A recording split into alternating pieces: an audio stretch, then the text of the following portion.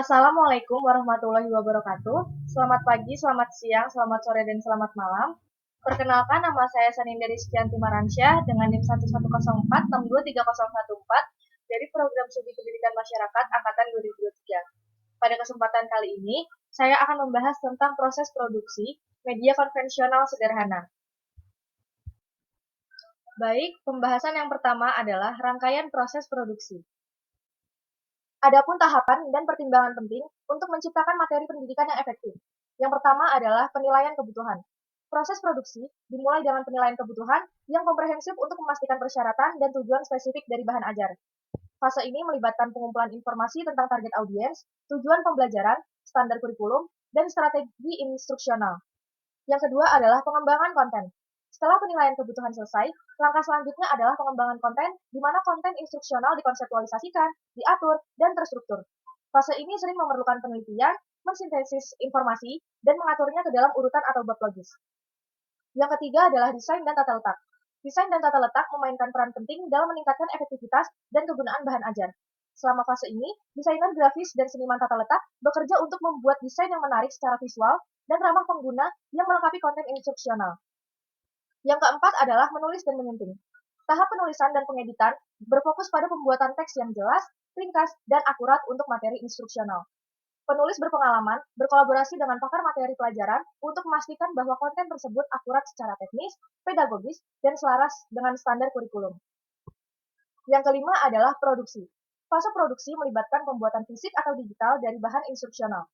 Tergantung pada format dan saluran distribusi, produksi dapat mencakup percetakan, perjilitan, pengemasan, atau penerbitan digital. Kolaborasi dengan vendor percetakan, penerbitan, atau platform digital sangat penting untuk memastikan bahwa bahan memenuhi standar kualitas dan spesifik. Yang keenam adalah jaminan kualitas. Jaminan kualitas adalah langkah penting dalam proses produksi yang melibatkan tinjauan menyeluruh dan pengujian bahan ajar untuk memastikan akurasi, fungsionalitas, dan kegunaan. Fase ini dapat mencakup peer review, pengujian pengguna, dan validasi oleh pakar pendidikan untuk mengidentifikasi dan mengatasi kesalahan atau kekurangan apapun. Dan yang terakhir adalah distribusi dan implementasi. Saluran distribusi dapat mencakup penerbit pendidikan, platform online, distrik sekolah, atau lembaga pendidikan. Pelatihan dan dukungan diberikan kepada pendidik, fasilitator, dan peserta didik tentang cara efektif menggunakan materi dalam kegiatan belajar mengajar. Pembahasan selanjutnya adalah pengertian media konvensional dalam pendidikan masyarakat. Signifikansi media instruksional konvensional sederhana. Media pembelajaran konvensional sederhana memiliki arti penting dalam pendidikan masyarakat karena aksesibilitas, keterjangkauan, dan fleksibilitasnya. Media pembelajaran konvensional sederhana menawarkan cara yang hemat biaya untuk menyampaikan konten pendidikan kepada masyarakat yang kurang terlayani, di mana infrastruktur dan sumber daya digital mungkin langka atau tidak dapat diandalkan. Media pembelajaran konvensional sederhana memainkan peran penting dalam pendidikan masyarakat dengan berfungsi sebagai alat dasar untuk menyebarkan pengetahuan, memfasilitasi pembelajaran, dan mendorong pengembangan masyarakat. Selain itu, media pembelajaran konvensional sederhana juga memainkan peran penting dalam mempromosikan inklusivitas dan menjangkau khalayak yang beragam dalam masyarakat serta berfungsi sebagai katalis untuk keterlibatan dan pemberdayaan masyarakat. Salah satu signifikansi utama dari media pembelajaran konvensional sederhana terletak pada aksesibilitas mereka. Tidak seperti platform digital yang mungkin memerlukan akses internet atau perangkat khusus, materi berbasis cetak dapat diakses oleh individu dengan sumber daya dan teknologi terbatas atau keterampilan literasi digital. Pembahasan selanjutnya adalah prinsip desain media konvensional.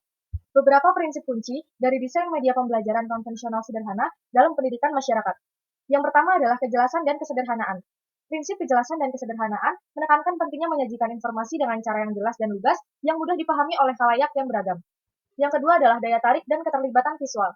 Visual yang dirancang dengan baik seperti foto, ilustrasi, dan grafik dapat meningkatkan daya tarik materi instruksional dan memperkuat konsep-konsep kunci secara efektif. Yang ketiga adalah relevansi dan kontekstualisasi. Media pembelajaran konvensional sederhana harus relevan dan kontekstual sesuai dengan kebutuhan, minat, dan pengalaman audiens target. Yang keempat adalah interaktivitas dan partisipasi.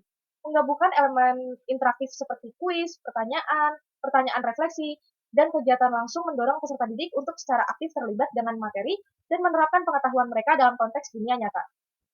Yang kelima adalah aksesibilitas dan inklusivitas. Aksesibilitas dan inklusivitas adalah prinsip dasar dalam merancang media pembelajaran konvensional sederhana yang dapat diakses oleh individu dengan beragam latar belakang, kemampuan, dan kebutuhan belajar. Dan yang terakhir adalah umpan balik dan iterasi. Prinsip umpan balik dan iterasi menekankan pentingnya mengumpulkan masukan dari peserta didik dan pemangku kepentingan selama proses desain dan memasukkan umpan balik untuk meningkatkan efektivitas dan relevansi bahan ajar. Pembahasan yang selanjutnya adalah pemanfaatan media cetak dalam pendidikan masyarakat. Praktik terbaik untuk memanfaatkan media pembelajaran konvensional sederhana cetak. Salah satu praktik terbaik utama adalah memastikan bahwa konten materi cetak jelas, ringkas, dan relevan dengan audiens target. Informasi harus disajikan dalam bahasa yang mudah dimengerti, menghindari jargon atau istilah teknis yang mungkin asing bagi anggota masyarakat. Selanjutnya adalah contoh pemanfaatan dalam pendidikan masyarakat. Yang pertama adalah kampanye promosi kesehatan, seperti pamflet dan brosur yang berisi informasi tentang tindakan pencegahan, manajemen penyakit, dan layanan kesehatan yang tersedia didistribusikan di pameran kesehatan masyarakat, klinik, dan ruang publik. Yang kedua adalah program keaksaraan orang dewasa. Contohnya seperti di kelas literasi untuk pelajar dewasa, materi cetak dengan konten yang menarik dan latihan interaktif membantu pelajar membangun kosakata, pemahaman, dan keterampilan berpikir kritis mereka. Yang ketiga adalah inisiatif pengembangan masyarakat. Dalam proyek pengembangan masyarakat yang berfokus pada kelestarian lingkungan, panduan cetak dengan informasi tentang praktik ramah lingkungan, inisiatif daur ulang, dan tips berkebun masyarakat didistribusikan kepada penduduk. Dan yang terakhir adalah kampanye kesadaran publik. Contohnya seperti dalam kampanye untuk meningkatkan kesadaran tentang kekerasan dalam rumah tangga, poster dengan nomor saluran bantuan, dan sumber daya untuk para penyintas ditampilkan di ruang publik, memberikan informasi penting dan dukungan kepada individu yang membutuhkan. Pembahasan yang selanjutnya adalah tantangan dan solusi penggunaan media konvensional. Adapun tantangan dan solusi yang dihadapi. Tantangan yang pertama adalah akses terbatas ke sumber daya. Organisasi masyarakat dan lembaga pendidikan sering beroperasi dengan anggaran terbatas dan dana terbatas yang dapat membatasi kemampuan mereka untuk memproduksi dan mendistribusikan bahan cetak secara efektif. Yang kedua adalah hambatan teknologi. Individu yang tidak memiliki akses ke teknologi digital mungkin menghadapi kesulitan dalam mengakses sumber daya digital tambahan atau platform online. Yang ketiga adalah keragaman budaya dan bahasa. Kegagalan untuk mengatasi keragaman budaya dan bahasa dapat menyebabkan salah tafsir, pelepasan, atau pengucilan di antara anggota masyarakat tertentu sehingga dapat merusak efektivitas upaya pendidikan. Dan yang keempat adalah keberlanjutan dan masalah lingkungan. Produksi dan distribusi media konvensional, khususnya bahan cetak, memiliki implikasi lingkungan dalam hal konsumsi sumber daya, timbulan limbah, dan emisi karbon. Adapun solusi yang digunakan untuk mengatasi tantangan tersebut yang pertama adalah kemitraan kolaboratif. Kemitraan kolaboratif dengan organisasi lokal, bisnis, dan pemangku kepentingan dapat membantu mengatasi keterbatasan sumber daya dan meningkatkan efektivitas inisiatif pendidikan masyarakat. Yang kedua adalah pendekatan hibrida. Perangko pendekatan hibrida yang mengintegrasikan media konvensional dengan teknologi digital dapat meningkatkan aksesibilitas dan keterlibatan di antara anggota masyarakat yang beragam. Yang ketiga adalah kompetensi budaya dan lokalisasi. Memprioritaskan kompetensi budaya dan lokalisasi dalam desain dan pengembangan bahan cetak sangat penting untuk memastikan relevansi dan inklusivitas. Dan yang terakhir adalah pertimbangan lingkungan. Untuk mengatasi masalah keberlanjutan, pendiri komunitas dapat mengadopsi praktik ramah lingkungan dalam produksi dan distribusi bahan cetak. Ini mungkin termasuk menggunakan kertas daur ulang, teknik pencetakan ramah lingkungan, dan meminimalkan limbah melalui strategi desain dan distribusi yang efisien. Pembahasan yang terakhir adalah mengintegrasikan media konvensional dengan teknologi digital.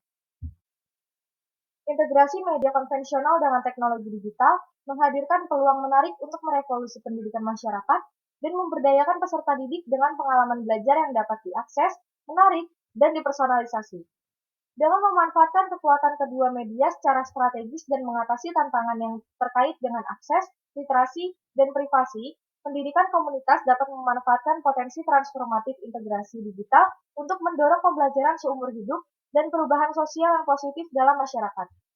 Melalui kemitraan kolaboratif, pendekatan inovatif, dan komitmen terhadap inklusivitas, integrasi media konvensional dengan teknologi digital dapat berfungsi sebagai katalis untuk memberdayakan individu dan komunitas untuk berkembang di era digital. Cukup sekian pembahasan yang dapat saya sampaikan, kurang lebihnya mohon maaf. Wassalamualaikum warahmatullahi wabarakatuh.